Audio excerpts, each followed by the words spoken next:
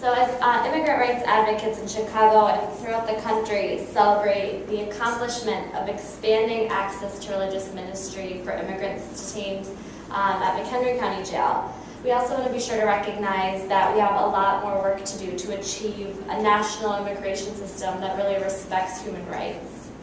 Heartland Alliance's National Immigrant Justice Center, the Illinois Coalition for Immigrant and Refugee Rights, and the Sisters of Mercy, among other local groups, want to join the Detention Watch Network, which is, as you heard a little bit about, a national coalition of immigrant rights organizers, to launch Dignity Not Detention, which is a national campaign to stop the expansion of the immigrant detention system.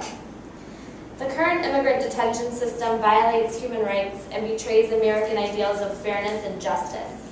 The media, U.S. government agencies, and non-governmental organizations have documented extensive human rights violations occurring right here in our own communities within the immigration detention system. The human cost of this detention system is shameful. Since 2003, there have been 107 documented deaths for immigrants in ICE custody. The financial costs are also staggering. Immigrants are detained in a patchwork network of 300 prisons and county jails at an annual cost to taxpayers of $1.7 billion. The crisis is not limited to the undocumented. I think this is important to remember. Long-term green card holders with minor offenses, survivors of trafficking and domestic violence, and people fleeing persecution are also detained and deported by the thousands each year. More than 80% of detained immigrants go through this immigration system with no lawyer. Many are denied a fair day in court because of policies that severely limit judicial discretion in immigration cases. While they're detained, immigrants face horrific human rights abuses, including mistreatment by guards, solitary confinement, the denial of medical attention, and limited or no access to their families, lawyers, and the outside world.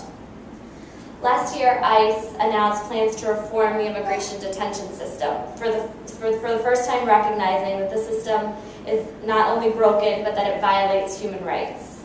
Yet to date, there's little evidence of change. In fact, the Department of Homeland Security Secretary Janet Napolitano and the U.S. ICE Enforcement Assistant Secretary John Morton have publicly stated that the government plans to expand an enforcement system which lacks oversight and accountability.